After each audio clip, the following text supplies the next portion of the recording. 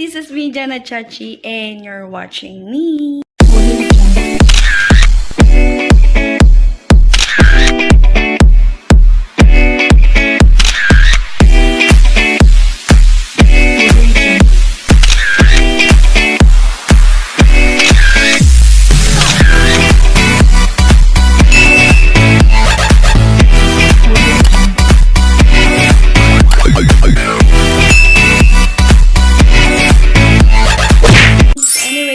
Welcome to my vlog. So, ayan, napag-decide ang kulit na mag-vlog kasi sobrang boring na ako dito sa loob ng kwarto.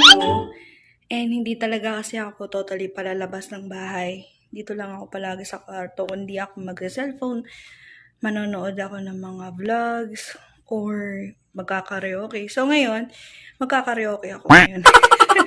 Tapos ko lang mag-almusal.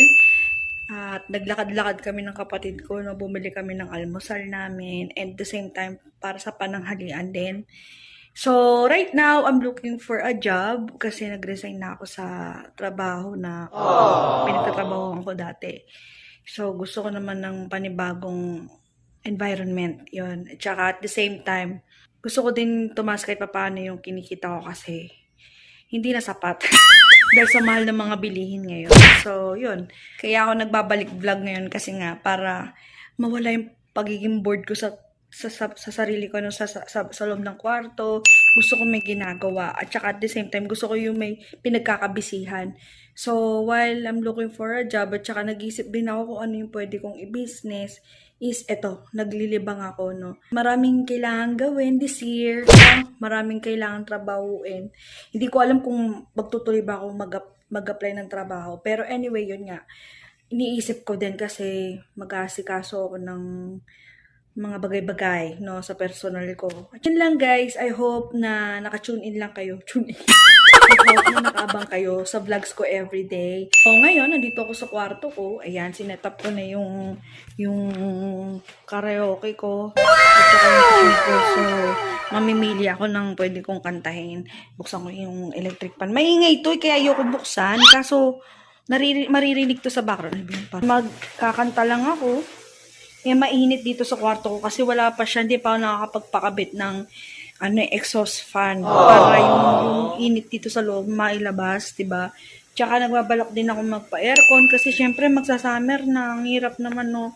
Sobrang init. As in, grabe ngayon yung init for summer na darating ngayon. So, gusto ko talaga magpalagay ng aircon. In God's grace, malagay ko siya. Tsaka gusto ko din bumili ng refrigerator kasi mas makakatipid ako kapag may ref ako kasi yung pagkain, i-stored ko na lang doon. Hindi ko na siya, alam mo, hindi na ako lalabas na mag-order sa Food Panda. Mas mahal kasi kapag nag-order ka ng pagkain, sobrang mahal. So, yun lang. So, ngayon, kakanta tayo, guys. Sa aking pag-isa,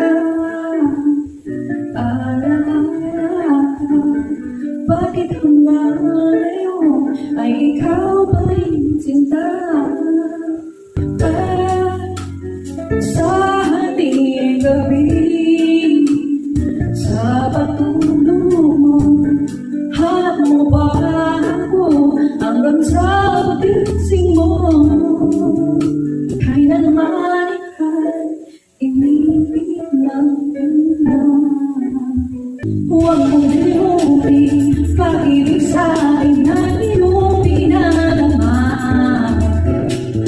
Pinig ng puso, huwag mong itago sa isang kahapon. Sana'y magbalik nang mapawi ang parugan. Ba't hanggang ngayon ay ikaw pa rin ang mahal? Bakit di magawang limunin ka? Bawat sandali ika'y nakahalala. Tangi kong dasal sa may kapal, makapiling ka muli. Bakit di ka man sa isip ko? Ikaw ang lagi laman ng puso ko. kahit linggo ng aming magbago, ikaw pa rin ang hinahanap ko. Hanggang ngayon, ikaw pa rin ang ibig ko. Ikaw pa rin ang natatanging pangarap ko. Ikaw lamang hanggang ngayon. Ikaw lamang hanggang ngayon. Shadows of the girl who caught your eye, one of my darkest days. When you look at her, where was I? Should have been the place. Here I am, all alone, imagining what might have been, what could have been if I had been there. Shadows of the ones, songs are around you. You're just sleeping inside the sky. Shadows of the one who finally found you. Baby, sun and the stars align. She's a very, very lucky girl. You think you own whatever land. The hurt is just a damn thing you can play. I don't know every wrecking tree and creature has a life, has a spirit, has a being.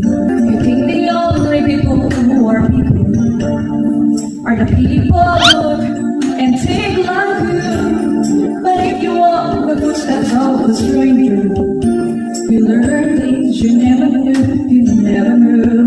Have you ever had a cry to look for us to bring back what you're in?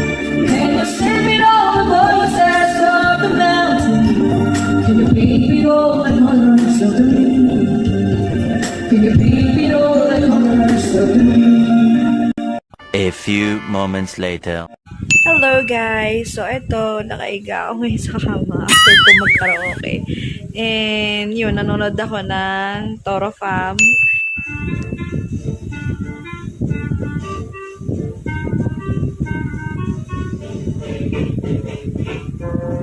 Wala akong pamansari. So, nakisali na lang ako sa TikTok nila.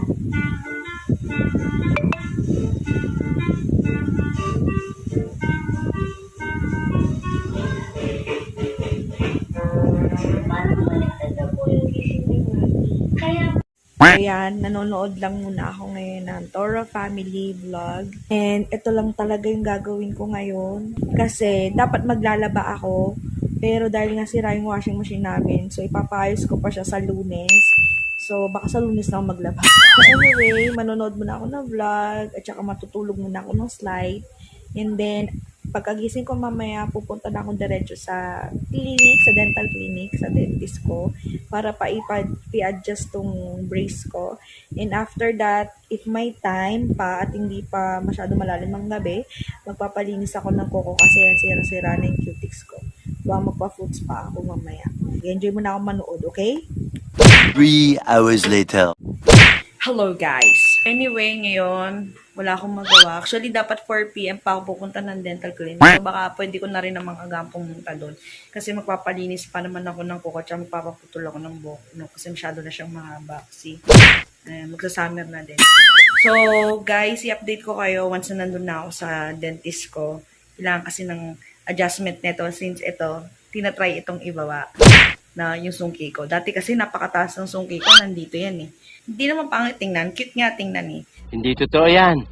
Pero since gusto ko rin naman maayos yung ngipin ko dahil yun talaga yung gusto kong mangyari, yung maayos yung ngipin ko dahil nga may sungki ako. At the same time, yung iba kong ngipin dati talaga damage. Sana bubunutin sa akin, ano na lang talaga, cleaning and pasta. So yun din kasi yung ina-advise sa akin dati ng papa ko nung boy pa siya na kapag nagkapera ka, kailangan unahin mo yung ngipin mo kasi yan yung unang makikita sa'yo ng tao. Ganon.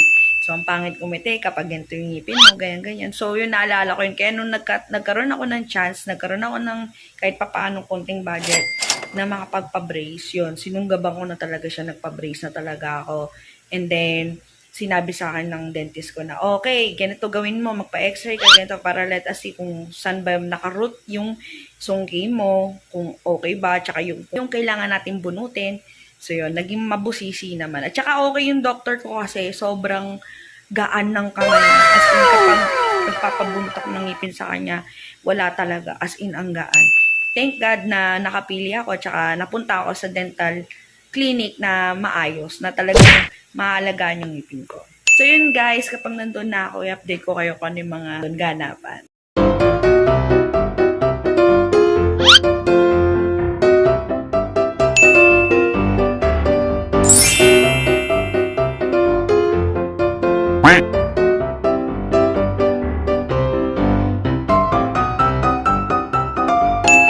One hour later. Kakabalik ko lang galing salon at tsaka dental clinic. So, nagpagupit lang ako konti, no? Iksi lang ako, ayan. Kasi, pag nagsusuklay ako, buhol-buhol siya. Ang hirap suklayin. Tapos, nagpabangs lang ako konti, ayan. Nagpabangs lang ako konti. Kasi, masyado na yung mahaba yung bangs. So, yun lang guys. Wala na akong may update. Dito ko na ikakat yung vlog ko for today. Abang ulit tayo ng vlog ko ulit. And, syempre, aayusin ko pa to, i-edit ko pa to, diba? Ganun naman palagi. Ako lang lahat, mano-mano. Ako nag-edit, nag-video. Actually, hindi ko na nga na-videohan yung pinamanicurean ako, yung ina-adjust yung braces ko, kasi, wala akong kaagapay. Maganon ako, diba? So, yun. So, next time, I hope may kasama ako at siya yung mag-video sa akin. So, yun, sa akin lahat. So, kaya minsan dumating din sa point na kinatamaran ko na yung pagbabloging kasi nga, ako lahat, ang hirap. Pero since wala naman ako masyadong ginagawa, kasi nung time na may work pa ako eh. So, yan, baka mafokusan ko na siya. And don't forget to like and subscribe on my YouTube channel, Jana Chachi Villegas.